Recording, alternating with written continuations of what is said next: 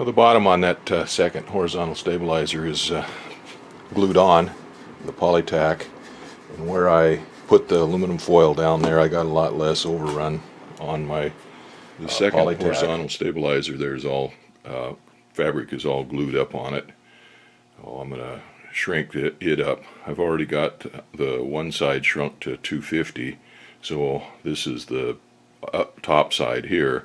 I'll shrink it to 250, and then I'll flip it over and do the bottom side to 350, and then back over to this one on 350.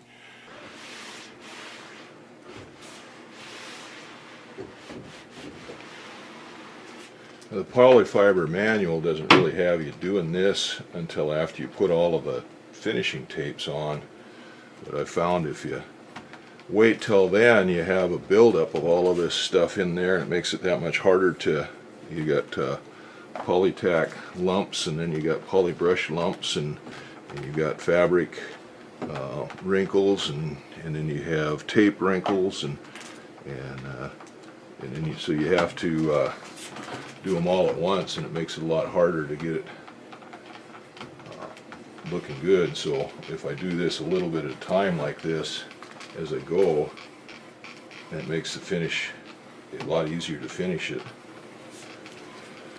Okay, that one's all done. I'm going to get some MEK and wash that, wash the excess polytack off of there, and then wash that surfaces so that it's ready for polybrush. And I'll do the same thing with those little frames that I've got.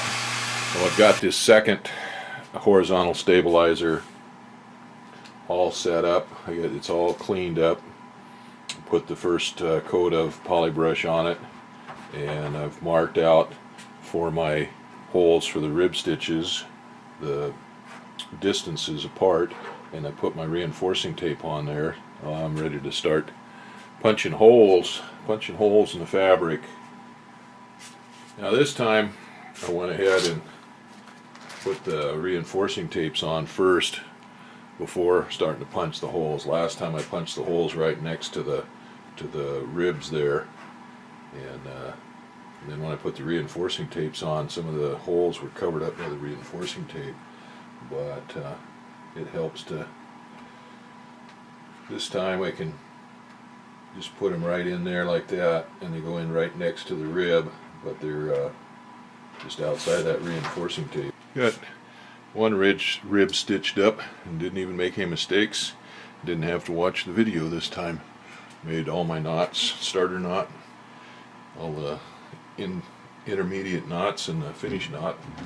Got them all in there just like they're supposed to be. I've got 2 more ribs to go on there. Number 2 horizontal stabilizer is all stitched up. The ribs are all stitched. I laid out patterns for the finishing tape on there, and I got them on the diagonals this time, and I laid 1 coat of polybrush on there, a pre-coat of polybrush on that. Well, I'll let that dry. This first layer of polybrush is dried overnight, and I'm going to cut the tapes to length here, and for putting those on, I'm just cutting the ones over the ribs first.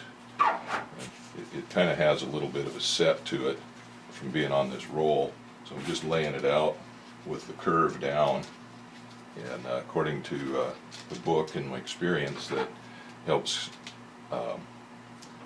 the tape stay down a little better.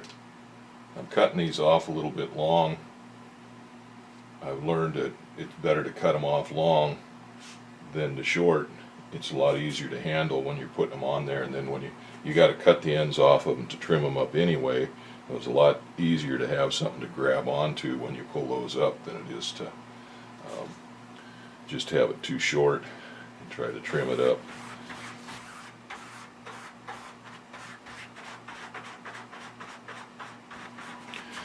Got my holes all burned in here, my brand new fabric job. Did a little bigger hole this time than I did last time, and I got it a little neater. Practice makes perfect, so by the time I get done I'll be just about perfect on this. This is what I used, just an old soldering iron. It's got a spear point on it, or a sharp point on it, and sharp point kind of penetrates first and then it goes in, and I don't know what size that is, I didn't measure it, but I went ahead and made these holes a little bigger, just kind of moved this around a little bit. That's where all that black comes from, is the melted polyfiber material. There's no point in being too conservative on these holes because these seaplane grommets cover up plenty, and might as well leave plenty of room for the water to get out of them. Get a little polytack here. This is just a juice container. It's just about the right size for carrying a little bit of this at a time. And this is one of those little painter's brushes, artist brushes or whatever. Don't need to have the big brush for this. And I'm holding this on with a pair of, I think I said that before, sizers, forceps. These are one of the tools I inherited from being when I was in the Air Force.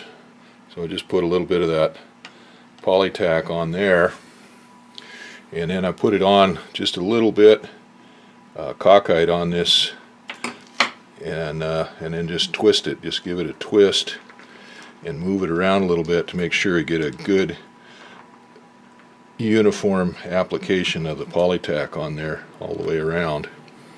And that's seaplane grommet is installed. At least it's glued on there. Got all my seaplane grommets glued on there with the polytack. This is the same roll of tape that I used for the pattern for the dollar grommets to go on there, and doilies to go on there. And so I'm just centering that over those seaplane grommets, and I'll use that to mark a line out for the pattern for applying the poly brush when I put the doilies on there. I've got all my doilies laid out here, and since these have already had poly brush put on them, they're a little bit stiffer than the bare fabric, and they're also pre-shrunk, so they're stiffer than regular plain old fabric ones would be. And they need a slit in them to fit over the lip of these grommets here. So the grommets stick up a little bit, and then they have a opening on this end. So these things need a slit in there to fit down over that. And I've got this one little doily here was kind of misshapen. Didn't get a good cut on it, and I've cut it out to use it for kind of a pattern to make the slit on there.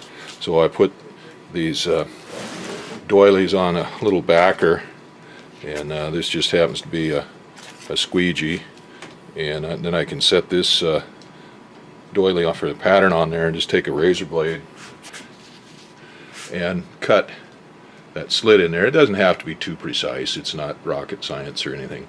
So I just take that razor blade and just cut that. Then when I go to put these on there, that thing's got a nice slit on it like that, and that'll fit right on there. I'll go ahead and use the same brush that I used for the polytack to glue these grommets down. I'm just going to use the same brush and just brush the first coat of poly brush on there. I think I'm done for the night.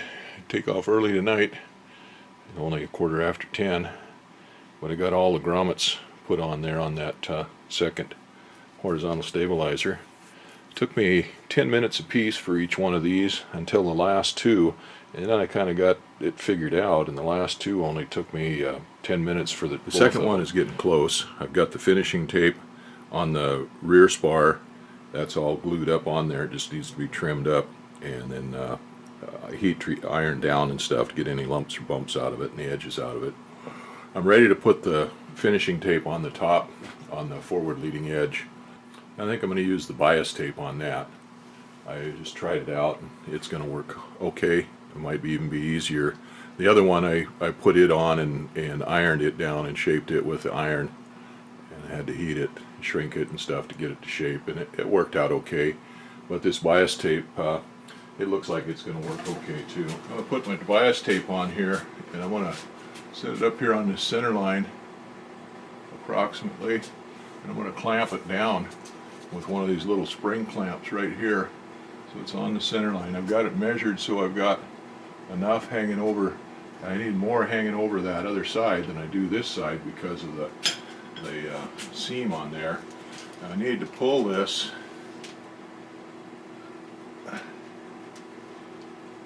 Need to pull this tape so that it conforms to the shape that I want there. See how that bends around that shape? Lay this on that center line. Okay, that should do it. I need to pull this end here just a little bit there to get it to lay down a little bit more. There we go. And you got it off the center a little bit. That's better. Okay. See how that lays down there. Get that, rub that to get that poly brush to come through the weave of the fabric. Okay, I screwed up the first time there. I had grease on my hands. I forgot that I went out and put the tarp over the skid steer to keep the rain off of it. It's supposed to rain and it's clouding up and stuff out here and looking pretty nasty. It's blowing pretty good. Anyway, I was out, worked on it, put the tarp on it, and I got busy dinging around with the dogs and forgot to wash my hands. I come back in here and put that tape on there and started spreading it out, and had grease all over it, a couple little spots. This last ply fabric tape is working pretty good. Just put it on there and pull it a little bit.